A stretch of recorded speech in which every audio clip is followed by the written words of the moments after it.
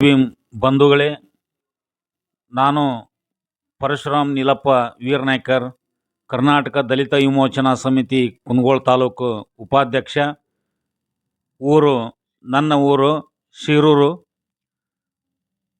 ತಮ್ಮಲ್ಲಿ ಮನವಿ ಮಾಡುವುದೇನೆಂದರೆ, ರಾಯಚೂರು ಜಿಲ್ಲಾ ಶಿರವಾರ ತಾಲೂಕಿನಲ್ಲಿ ಶಿರವಾರ ತಾಲೂಕು ಹೊಕ್ರಾಣಿ ಗ್ರಾಮದಲ್ಲಿ ಒಬ್ಬ ದಲಿತ ಮಹಿಳೆಯ ಮೇಲೆ ಸಾಮೂಹಿಕ ಅತ್ಯಾಚಾರ ಮಾಡಿ ಆ ಅಶ್ವಿನಿ ಎಂಬ ಹುಡುಗಿಯ ಶವವನ್ನು ಬಾವಿಯಲ್ಲಿ ಎಸೆದು ಹೋಗಿದ್ದನ್ನು ಖಂಡಿಸಿ ದಿನಾಂಕ 24/8/2026 ಸೋಮವಾರ ದಿವಸ ಬೆಳಗ್ಗೆ 11 ಗಂಟೆಯಿಂದ ಗಾಳಿಮರಮ್ಮನ ದೇವಸ್ಥಾನದಿಂದ ತಹಶೀಲ್ದಾರ್ ಕಚೇರಿವರೆಗೆ ಧರಣಿ ಮುಖಾಂತರ ಹೋಗಿ ತಹಶೀಲ್ದಾರ್ ಮುಖಾಂತರ ಮಾನ್ಯ ಮುಖ್ಯಮಂತ್ರಿಯವರಿಗೆ ಮನವಿಯನ್ನು ಸಲ್ಲಿಸ್ತಾ ಇದ್ದೀವಿ.